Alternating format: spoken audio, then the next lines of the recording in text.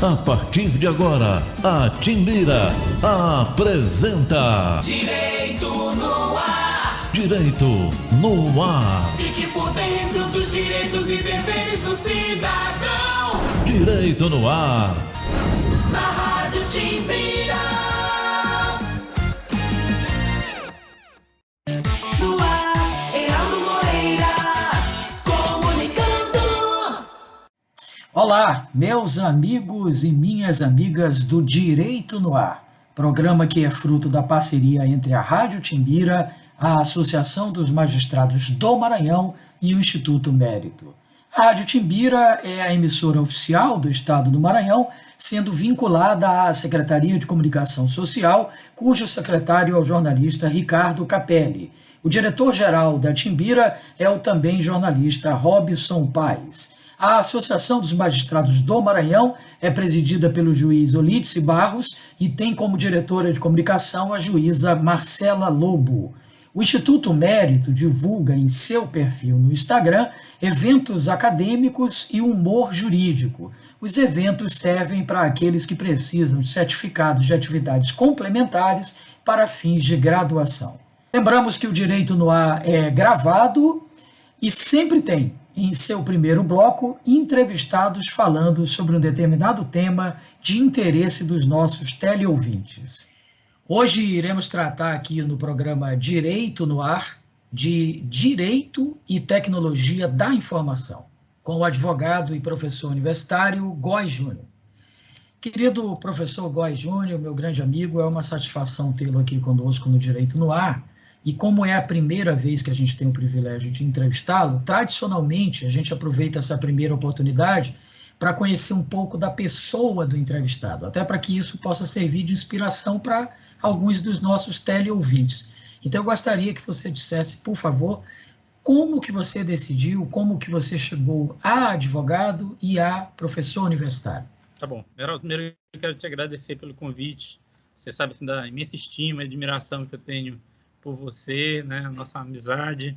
Então, para mim, a despeito de ressaltar a importância do programa, desse seu programa, eu quero também ressaltar aí, né, a importância de ter você aqui como parceiro nessa conversa, levando em conta que você, além de grande amigo também, é um grande cultor das artes jurídicas, é um grande cultor das letras jurídicas e que eu tenho grande admiração.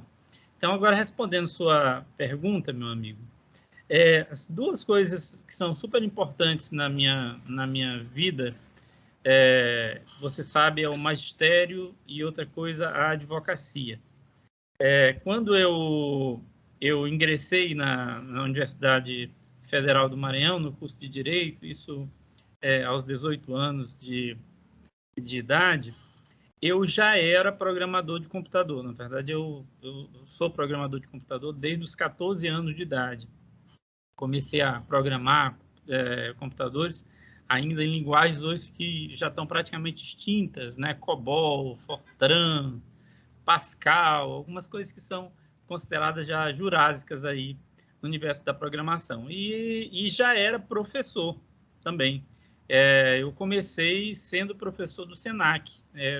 Aliás, com muito orgulho, eu digo isso porque eu acho que o SENAC tem prestado assim, relevantes serviços para a comunidade, para a sociedade brasileira, e comecei lá como professor de introdução à microinformática. Então, já era professor aí nessa época. Mas aí o direito foi tomando, né, a minha vida e tal, e uma coisa que eu fui foi me afastando da programação, me afastando da análise de dados e me dedicando ao direito. Quando eu me formei, eu senti uma necessidade de fazer uma ponte entre essas duas paixões, entre o direito e a informática, a tecnologia da informação. E consegui fazer isso muito bem quando, ao ingressar no mestrado, na UFPE, a UFPE tinha uma linha de pesquisa que era do direito de informática. Eu acabei fazendo mestrado e fiz a minha conclusão do mestrado, a minha dissertação ali, de conclusão do mestrado em Direito e Tecnologia da Informação, tá? E aí, de lá para cá, tenho tentado explorar aí esse viés. Eu acho que tenho dado a minha colaboração dentro das minhas limitações para o desenvolvimento dessa disciplina, e tenho sido muito feliz com essa minha escolha. Espero que tenha respondido a sua pergunta. Com certeza, respondeu sim. Deu uma pequena travada aqui, mas depois na edição o pessoal corta, tá, Góes? Ok, então vamos agora passar a tratar do tema Direito e Tecnologia da Informação. Para ficar mais claro para os nossos ouvintes, professor Góes, o que seria exatamente essas duas ciências e como é que elas se falam? Muito bem. Primeiro, eu queria, até para fazer um registro necessário, né, além de professor da Universidade Selma, onde tenho aí a honra e o prazer de conviver com você, Heraldo, lá, e com tantos outros colegas já há 25 anos, eu também sou professor da Universidade Estadual do Maranhão, da UEMA. E lá na UEMA sou o professor da disciplina Direito de Informática, além de ser coordenador do Núcleo Interdisciplinar de Pesquisa em Direito de Informática, UNIPED, tá? Inclusive, faço um convite aí a toda a sua audiência, aquelas pessoas que vierem se interessar pelo tema, podem nos procurar, você tem ampla liberdade de divulgar aí os contatos, para que a gente possa fazer interlocuções nessa área. E então lá nós estamos já trabalhando a disciplina, dentro do curso de Direito, a disciplina de Direito de Informática. Eu imagino que o Selma e outras universidades, muito em breve, também terão que se adequar a essa realidade e inserir essa disciplina nos seus programas. Essa disciplina, Direito de Informática, né, existe uma série de discussões sobre essa nomenclatura. Tá? Direito de Informática seria a designação mais comum, mais assentada, tá? Mas ela também ela é limitada. Tá? Se fala direito de informática, o direito de internet, são acepções assim, bem comuns, mas que nós consideramos limitadas. Isso porque hoje o estudo da relação do direito com a tecnologia vai muito além da ética, e não podia ser diferente. Hoje a gente tem estudos ligados à inteligência artificial e vai muito além da internet também. Tá? Ao contrário, a gente vive hoje num mundo que ele está pautado por um paradigma que a gente chama paradigma da convergência. Então, a gente até imagina que dentro em breve a gente vai deixar de usar termos como internet, porque quando a gente pensa em internet, a gente pensa em canais que são acessados por computador dentro de uma rede web.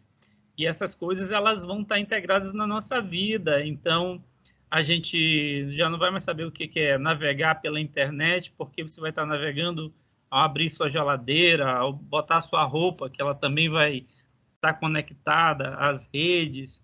Então, num sistema convergente, a gente deixa de ter essa separação de televisão é uma coisa, telefone é outra, internet é outra coisa, tudo vira uma coisa só. E o que coisa é essa? Essa coisa é a tecnologia da informação. E é por isso que a gente prefere hoje falar em direito em tecnologia da informação, porque seria uma terminologia que abarcaria todas as outras terminologias comuns, como o direito de internet, o direito de informática, tá? O direito das redes, que também se fala aí nessa temática. E o direito em tecnologia da informação, ele tem um viés tecnológico. No viés tecnológico, a gente estuda as leis que são todo dia, né, criadas para regular a tecnologia da informação. A gente tem vários marcos aqui, inclusive no Brasil. Se você quiser, a gente pode conversar depois um pouco sobre esses marcos. A gente tem um viés técnico também, tá? Nesse viés técnico, a gente trabalha as questões ligadas à aplicação dessas leis dentro de um mundo que ele foi pensado para trabalhar com bens intangíveis e materiais, tá? E a gente tem um viés científico, que é onde a gente hoje tem trabalhado mais, que é exatamente esse, onde você explora as problemáticas que surgem a cada dia tem um caráter exponencial. Então, isso quer dizer que a tecnologia ela tem uma velocidade que ela é crescente. E nós sabemos que o processo legislativo e toda a política envolvida, ela não tem essa velocidade. Então, a gente vai sempre conviver com o mundo, que, por mais que a gente legisle, a legislação ela vai estar sempre atrasada em relação à realidade. E aí eu posso dar assim, 1000 exemplos para você, mas eu vou dar só um que eu acho que já é bem emblemático, que são os tais novos modelos de negócio. Então, a gente vive num mundo hoje onde a gente convive com a Uber, aí todos os dias, com Airbnb, com uma série de modelos de negócio que, apesar de estarem já há um bom tempo e fazerem parte já da nossa vida, eles não são regulados ou convenientemente regulados pela legislação, porque simplesmente a legislação precisa de um tempo para ser concebida, para passar por todo o processo legislativo, e simplesmente a tecnologia não conhece esse tempo, ela não para esperar esse tempo.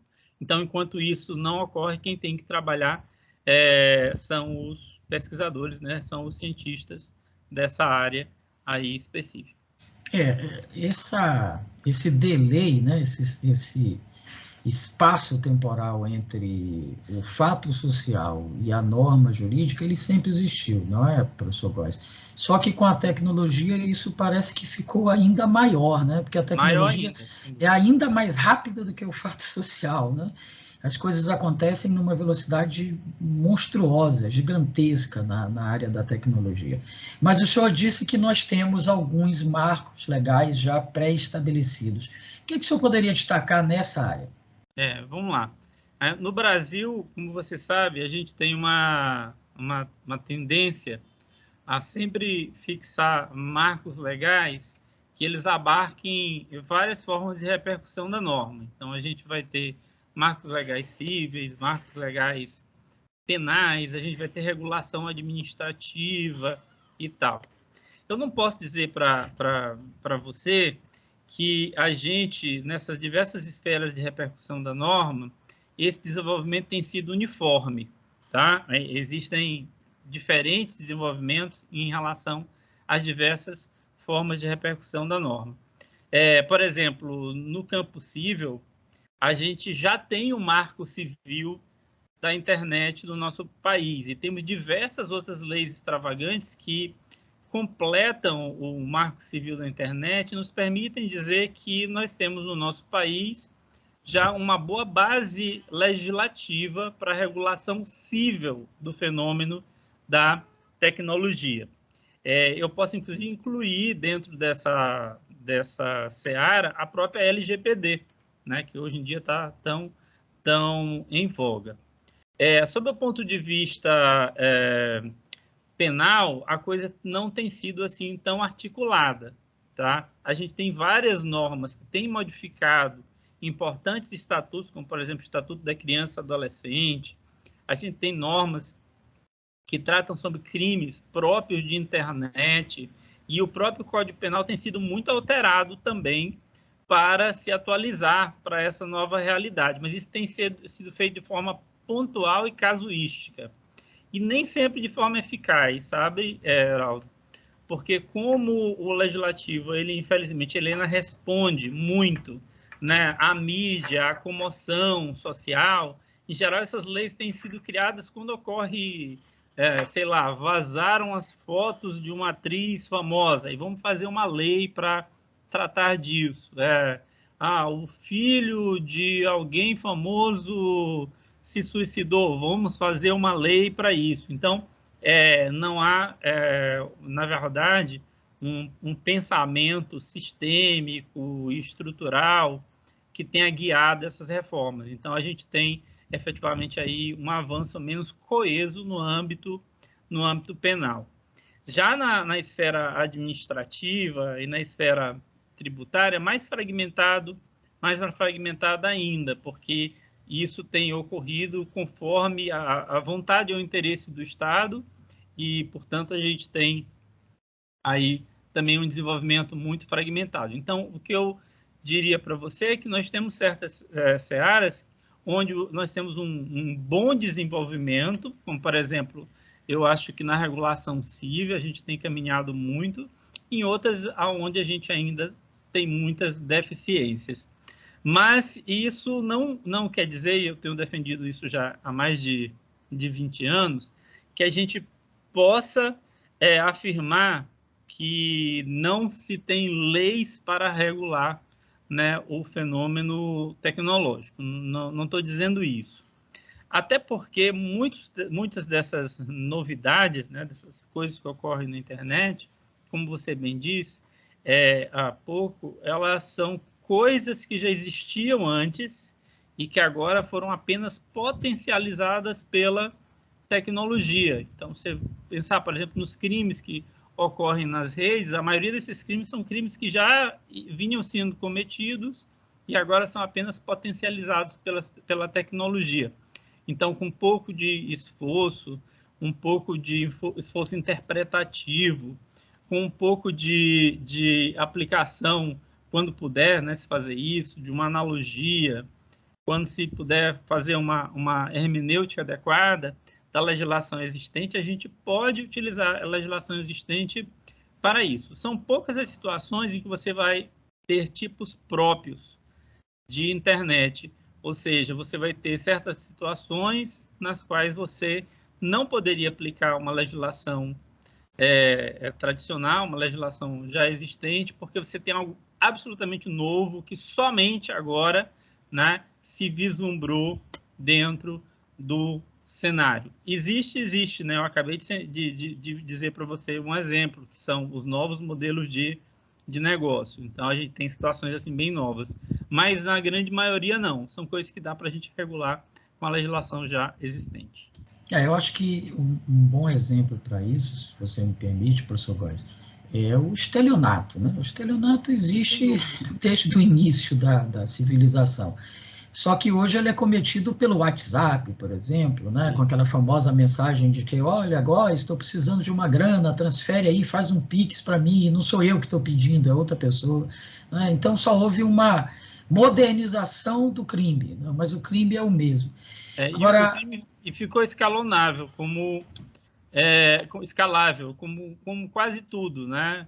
Na internet. Então, antes o estelionatário ele conseguia atingir muito menos pessoas, porque ele praticamente tinha que ter um contato ali corpo a corpo, frente a frente. E hoje, como ele utiliza os canais de tecnologia da informação, ele consegue atingir milhares ou milhões de pessoas, fazendo surgir uma modalidade de estelionato que a gente chama de estatística, né? Crime estatístico.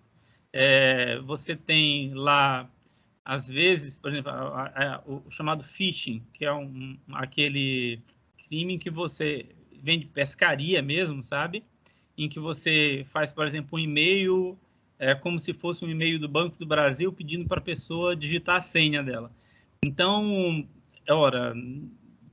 todas as pessoas que nós conhecemos, que eu conheço, que você conhece, muito possivelmente que as pessoas que estão nos ouvindo conhecem, não cairiam nesse tipo de crime. Mas aí o que o cara faz? Aquela pessoa, aquele criminoso, ele não vai mandar para 100 pessoas, ele vai mandar aquilo para 10 milhões de pessoas. E aí, se ele manda para 10 milhões de pessoas e 1% das 10 milhões de pessoas, né, estão desatentas, 1% daquelas 10 milhões de pessoas não estão ali, né, tão inteiradas, né, dos perigos e tal, basta isso para que ele já tenha aí um bom universo de pessoas que vão ser vítimas desses crimes. E isso antigamente não era possível, isso só agora é que a gente pode realmente presenciar. Bom, essa seria a principal questão a ser discutida hoje em se tratando de direito e tecnologia, professor Góes, os crimes virtuais? Na verdade, o crime, como você sabe, é a questão que mais nos chama a atenção dentro da tecnologia e fora dela, né?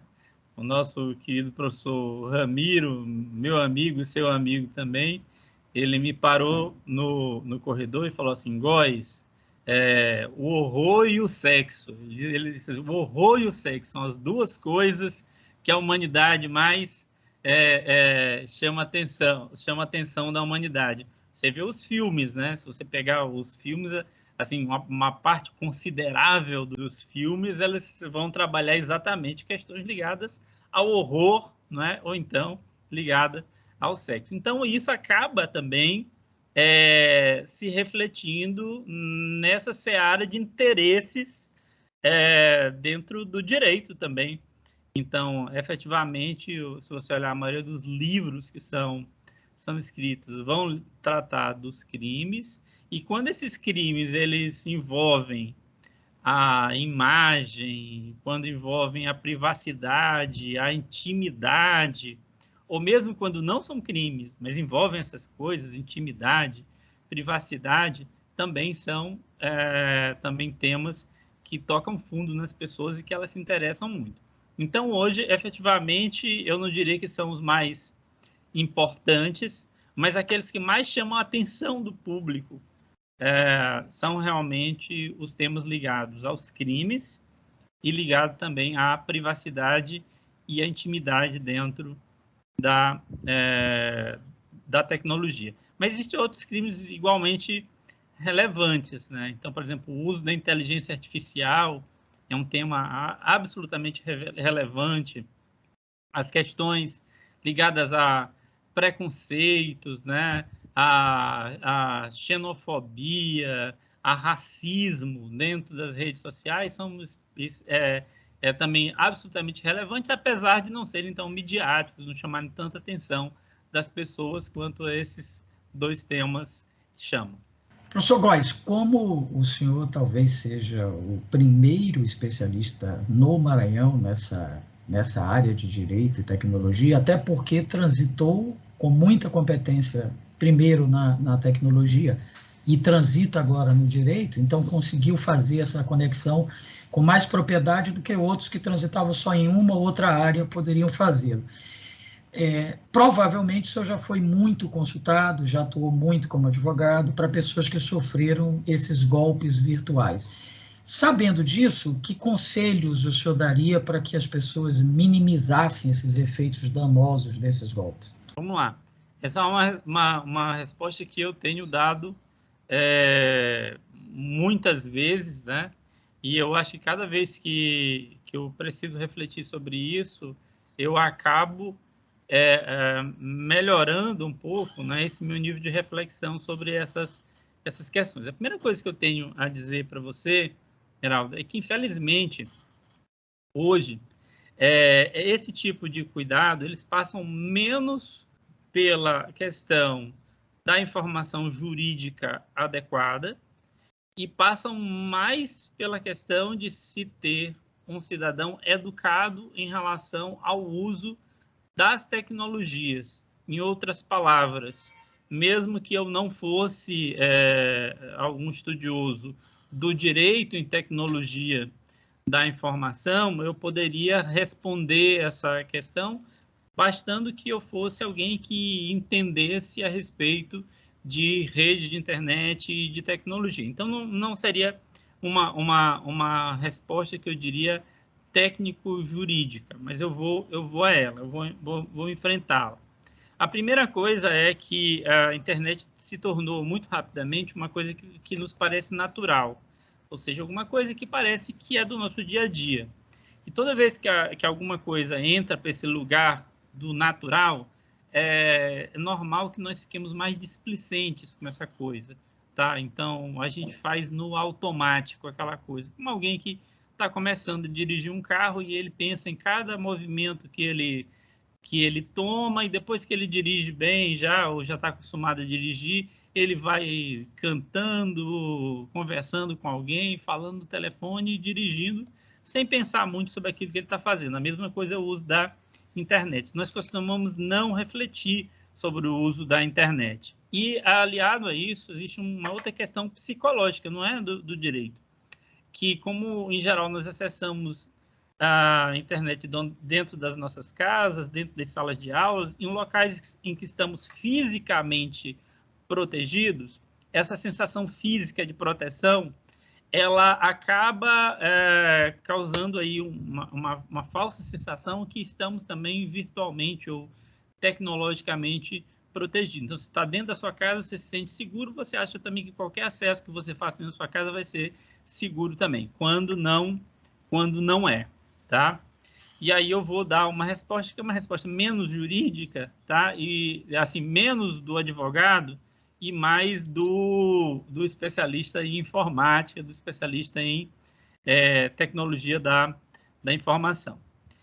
A analogia da casa, Heraldo, ela serve perfeitamente para o nosso computador, para o nosso telefone celular, é a mesma coisa. Se você me pergunta assim, Góes, é possível ter uma casa completamente segura? Eu ia falar, sim, é possível ter uma casa completamente segura. Você faz uma casa, entra dentro dela e tampa todas as portas e todas as paredes e se fecha lá dentro com grades e tal, você está completamente seguro. Mas essa casa não é uma boa casa, você vai concordar comigo. Você não pode abrir para um amigo entrar, um parente entrar, você não vai ter contato com seus vizinhos, você mal vai conseguir respirar dentro dessa casa. E aí você faz o quê? Você tem que abrir uma janela para o ar entrar, abrir uma porta para os amigos entrarem, os familiares entrarem, e por essa mesma janela e por essa mesma porta entram coisas boas e pode entrar um bandido também, pode entrar um ladrão. É a mesma coisa com o nosso computador. Pode haver um computador 100% seguro? Pode. Se você tiver um computador que ele não está ligado na internet, ele não está ligado na rede elétrica da sua casa e ele está dentro de uma caixa lá, que sem interferência ele é completamente seguro, mas esse computador não serve para o que a gente quer, não serve, por exemplo, para a gente conversar como eu estou conversando com você. Aí a gente tem que abrir portas, inclusive, diga-se passagem, tecnologicamente, a gente fala o mesmo nome, a gente fala em portas. Então, por exemplo, agora nós estamos conversando aqui, devem ter portas TCP/IP, as pessoas nem sabem esses protocolos, tá? Portas TCP/IP, portas FTP, uma porta específica utilizada pelo Teams, HTTP, HTTPS, e essas portas estão possibilitando o quê? Possibilitando que o meu computador fale com o seu. Então, ao mesmo tempo que você, meu amigo, num papo absolutamente maravilhoso, você está conseguindo entrar por essas portas e eu também estou conseguindo entrar por essa porta no seu, pode agora estar entrando também alguém mal intencionado. Tá? Essa é a grande questão. Então, todo mundo que quiser se comunicar e quiser usar seu computador de forma útil, prazerosa e tal, vai correr riscos. Então, é impossível a gente afastar completamente o risco. Mas, então, o que eu tenho que fazer, Góes? Primeiro, você tem que pensar como você pensaria em relação à sua casa. Então, o que você faz? Você coloca uma câmera nas portas para saber quem é que entra e quem sai. A gente tem isso também nos nossos computadores, inclusive os sistemas operacionais, eles têm isso por padrão, tá? Monitoramento de portas. Então, você vai lá na área de segurança do seu computador, você tem um firewall, por exemplo, tá? Não é à toa que ele tem esse nome, de muro de fogo, corta-fogo, que ele serve exatamente isso para dizer o que você está autorizando entrar no seu computador e o que está autorizando sair.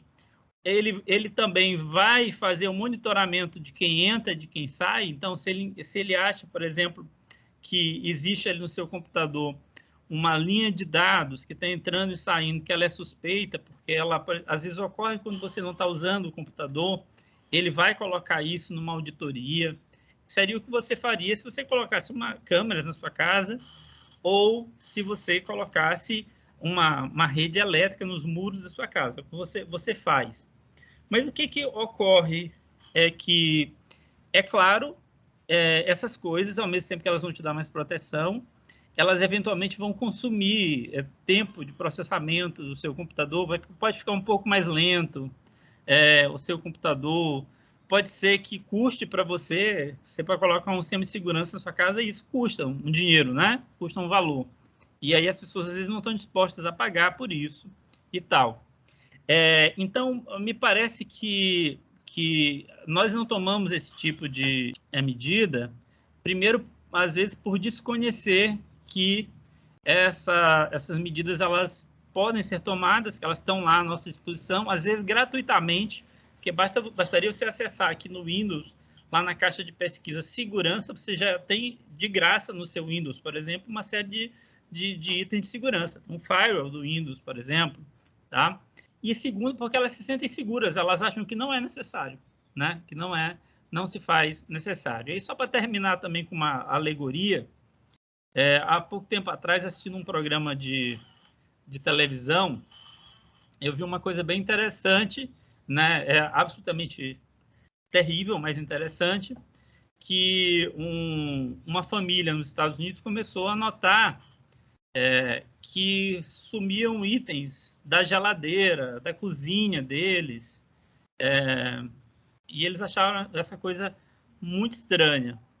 E eles colocaram câmeras dentro da casa dele e flagraram o que parece impossível, uma pessoa que morava junto com eles na casa. Nos Estados Unidos eles têm aqueles sótãos, né, na casa. Quando eles mudaram para casa, essa pessoa já morava no sótão, e a pessoa simplesmente todo dia à noite ela descia, comia, se alimentava. Você vê como uma coisa muito louca, e se alimentava e depois ela subia de novo e ficava lá no sótão. Então ela vivia com essas pessoas. Grande parte dos programas que vão causar mal para nós ou para a comunidade são programas que existem no nosso computador exatamente como esta pessoa vivia nessa casa, sem ser notados, e eles não querem ser notados.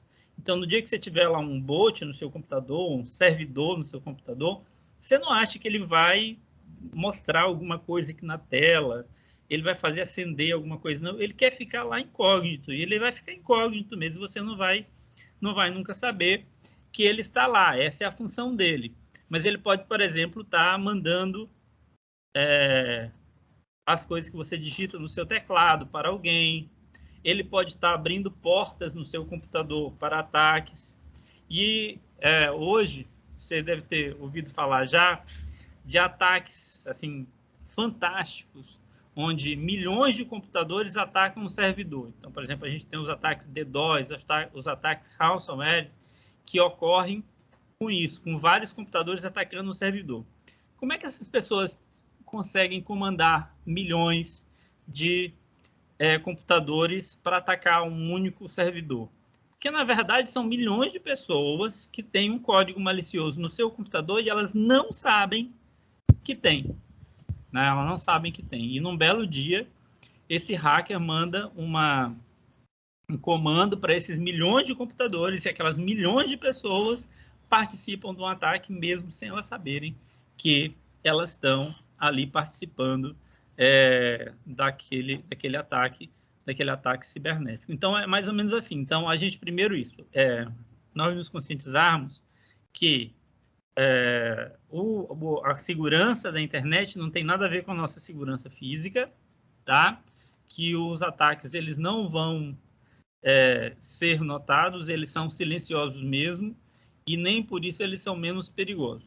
E assim como a gente coloca cercas elétricas e câmeras na nossa casa, a gente também tem que colocar aí nos nossos computadores sistemas de segurança e proteção.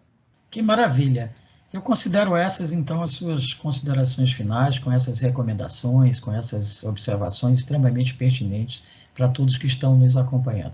Professor Góes, mais uma vez, muito grato pela sua disponibilidade. Foi um grande prazer e um aprendizado, como sempre. Conversamos hoje com o advogado e professor universitário Góes Júnior. Faremos agora um rápido intervalo, mas logo estaremos de volta com o seu Direito no Ar. Continue conosco. Estamos apresentando Direito no Ar. Direito no Ar. Fique por dentro dos direitos e deveres do cidadão. Direito no Ar. Na Rádio Timbira.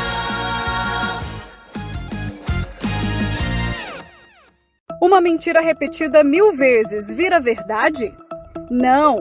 É falso que o Supremo tenha tirado poderes do presidente da República de atuar na pandemia. É verdadeiro que o STF decidiu que União, estados e prefeituras tinham que atuar juntos, com medidas para proteger a população. Não espalhe fake news. Compartilhe as verdades do STF. youtube.com/TV Timbira. Acesse e acompanhe a programação da Nova 1290.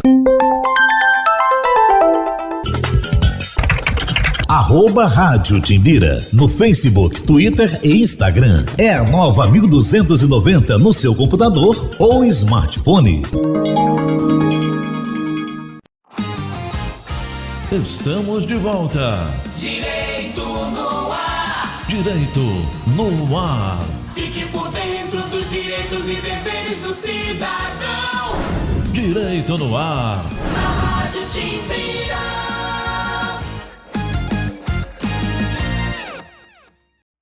No ar, Heraldo Moreira, comunicando. Estamos de volta aqui pela Rádio Timbira com o seu Direito no Ar, em parceria com a Associação dos Magistrados do Maranhão e o Instituto Mérito. É hora do quadro A Vida Pede Passagem, produzido pela ONG SOS Vida Paz no Trânsito. Vamos assistir?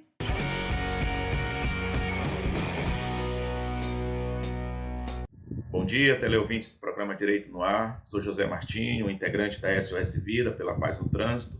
No Vida Pede Passagem de hoje, quero falar a respeito de 2 artigos do Código de Trânsito Brasileiros que estão inseridos nas normas gerais de circulação e conduta, que são os artigos 44 e 45. Esses 2 artigos, eles nos falam a respeito de atitudes responsáveis e seguras que devem ser observadas pelos condutores e usuários da via. E o artigo 44, ele vai dizer que ao aproximar-se de qualquer tipo de cruzamento, o condutor de veículo ele deve demonstrar uma prudência especial, né? Transitando de forma moderada, de uma forma que ele possa deter o seu veículo com segurança e dar passagem a pedestres e a outros veículos que estejam transitando pela via. Também o artigo 45, ele vai nos dizer que na área de cruzamento, mesmo nos cruzamentos que são administrado o trânsito por semáforos, mesmo estando o semáforo verde para o condutor, mas se ele perceber que por alguma intervenção no trânsito, ele vai ser obrigado a parar o seu veículo no cruzamento, na área de cruzamento, ele precisa aguardar antes do semáforo. A gente consegue observar nas nossas vias que sempre onde há os semáforos, existe uma linha de retenção, que é o que indica que o veículo ele tem que aguardar ali caso ele não tenha a possibilidade de fazer a passagem total pela área de cruzamento. Então, é importante que os condutores observem essas regras, porque na prática nós conseguimos perceber que a não observância a essas regras ele causa congestionamento, porque as pessoas invadem a área de cruzamento, aquela área de conflito, e aí o trânsito muitas vezes fica parado para todos os lados. Então, que possamos entender que na área de cruzamento nós precisamos dar preferência à vida, precisamos dar preferência a uma livre circulação, e aí é fundamental que todos observem essas regras a fim de que tenhamos um trânsito seguro e com maior fluidez.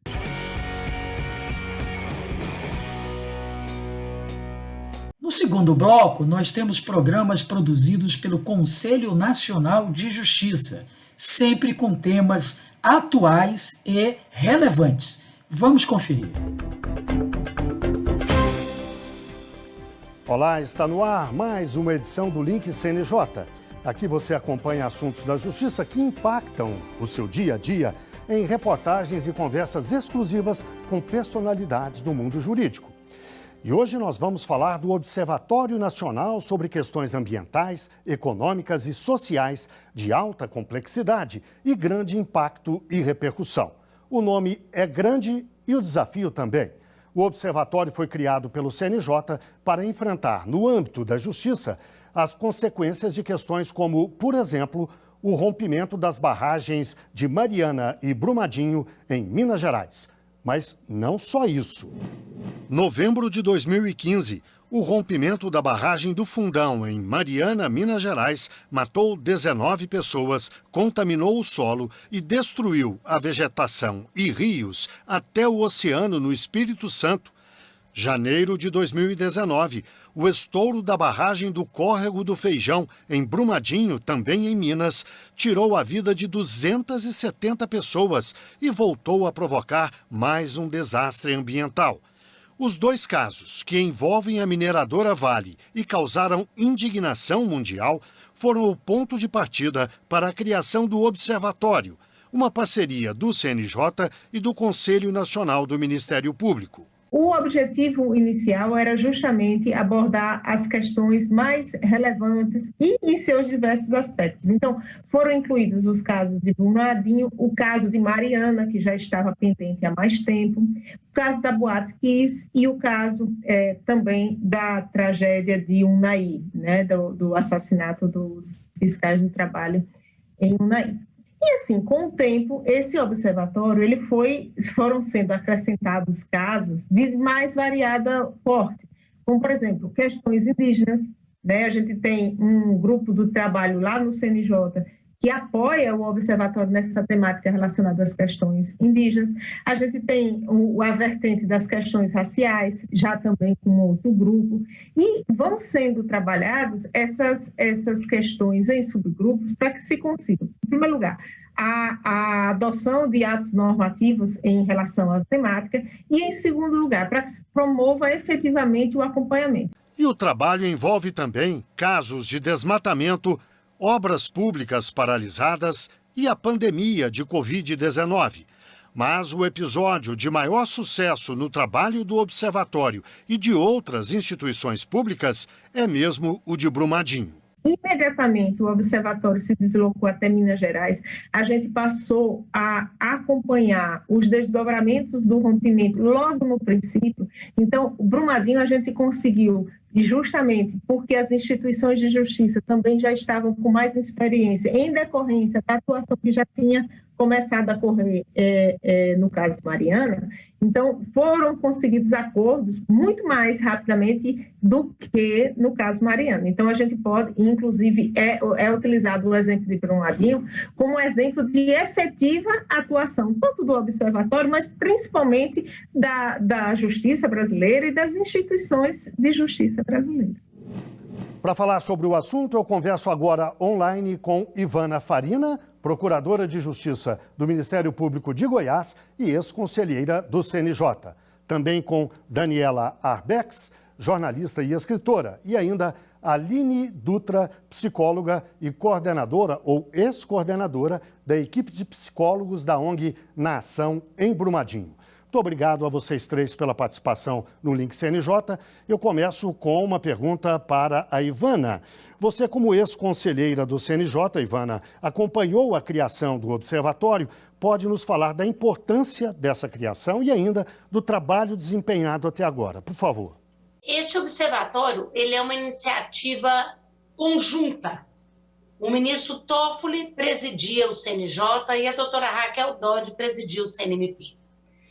Diante de alguns casos de alta complexidade, quer seja pelo número de vítimas envolvidas, como foi o caso da Boate Kiss, quer seja pelo dano ambiental ocorrido, como foram os casos de Mariana e Brumadinho, quer seja por uma questão de impunidade a ser enfrentada, como era o caso da chacina de Unai, onde auditores do trabalho foram executados quando investigavam trabalho escravo.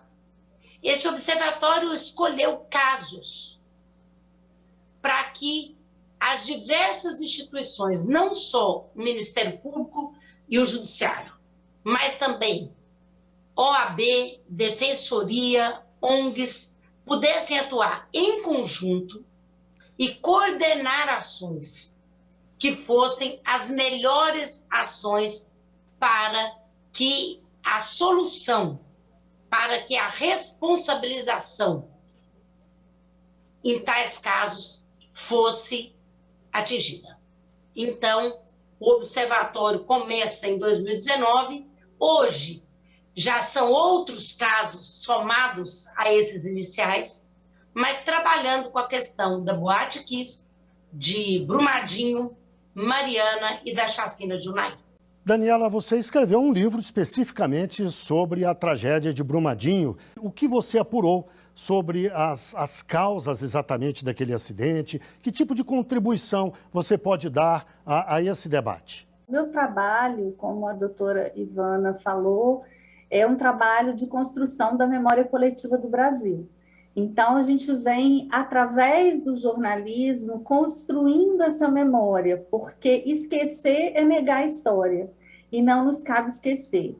No caso de Brumadinho, a gente precisava entender as causas reais do rompimento da barragem, as consequências desse rompimento para a vida daquela comunidade afetada. A gente tem, então, o maior desastre humanitário do Brasil, com 270 vidas perdidas. A gente fala 272 porque tinham 2 gestantes que foram soterradas com seus bebês. Então, a conta é de 272 vidas perdidas. E, para isso, a gente precisava, então, fazer um resgate do que aconteceu dentro da mina do Córrego do Feijão, no dia 25 de janeiro de 2019, ao meio-dia, 28 minutos e 24 segundos, quais foram as ações que antecederam aquele dia, né, para que aquele dia acontecesse, e o que aconteceu no pós, que aí também entra um pouquinho do trabalho que a Aline vai falar, que eu conheci o trabalho da ONG na Ação.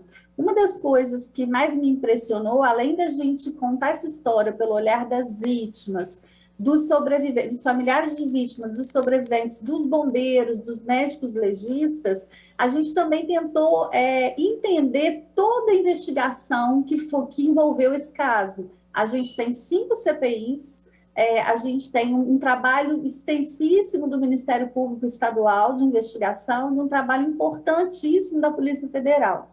Mas uma das coisas que mais me impressionou nesse levantamento, Guilherme, foi quando eu tive acesso ao Plano de Ação de Emergência de Barragens de Mineração, que é o PAI-BM, e esse plano, que é um plano obrigatório para todas as mineradoras do país, elas precisam calcular, num cenário hipotético de ruptura, quais seriam as consequências dessa ruptura. A Vale, 9 meses antes do rompimento da barragem, o PAI-BM aponta que num cenário hipotético de ruptura com alarme, com sirene funcionando, cerca de 200 vidas seriam perdidas e a mancha de lama passaria exatamente por onde passou. Então, ela conseguiu calcular por onde a mancha de lama passaria e quantas pessoas seriam afetadas. Isso me impressiona muito, porque diante de uma informação privilegiada dessa, isso não foi suficiente para que a Vale tomasse a decisão de retirar do caminho da lama, do tsunami de lama, toda a sua área operacional e administrativa. É incrível, você disse 9 meses, é uma gestação de uma tragédia, né? Eu gostaria que você nos falasse um pouco mais sobre as causas exatamente, mas antes disso, você citou o trabalho da Aline, a questão do atendimento às vítimas. Eu gostaria que ela nos desse a dimensão humana daquela tragédia, nos falasse das reais consequências para a vida de centenas ou milhares de pessoas que sobreviveram, parentes das que morreram ou não, vítimas econômicas, porque aquilo causou um estrago enorme. Então, gostaria que você nos falasse um pouco sobre esse trabalho. Eu digo que foi um desastre de uma dimensão muito maior do que a gente pode ver pelas mídias, né? Só quem esteve lá, só quem presenciou esse momento e entende um pouco mais sobre essa dimensão. Nós fizemos um acolhimento das pessoas, um acolhimento das famílias. Brumadinho, como um todo, foi atingida, além dos bairros específicos que receberam aí, né, essa lama e toda essa destruição. Então, o impacto é muito grande, reflete até hoje, né? Então, logo depois, um ano após, tivemos uma pandemia que piorou um pouco mais o quadro de saúde mental de toda a população, né? Nós sabemos disso, recebemos esse impacto também, e essas pessoas já estavam adoecidas, né? Estavam em processo de luto, de recuperação desse desastre enorme, em todos os sentidos, e essa recuperação ela é muito um trabalho de formiguinha, porque não é fácil reviver, não é fácil relembrar esses momentos sem que doa. E é esse um pouco do nosso trabalho, né? De levar essa luz que a Ivana falou, levar um pouquinho dessa luz para as famílias, principalmente para as crianças, né? Que não entendiam muito bem o que estava acontecendo e até hoje sofrem esse impacto assim diretamente. E a gente lembra que caso você queira participar do nosso programa, apesar dele ser gravado, você pode fazê-lo com suas críticas, dúvidas ou sugestões pelo nosso e-mail amaimprensa@gmail.com. AMA, imprensa, tudo junto, @gmail.com. Voltaremos semana que vem com o seu Direito no Ar, um programa da Rádio Timbira, a Associação dos Magistrados do Maranhão e Instituto Mérito. Até lá e muito grato por sua audiência. Você acabou de acompanhar mais uma atração da Timbira AM. Direito no Ar. A primeira do Maranhão. Timbira.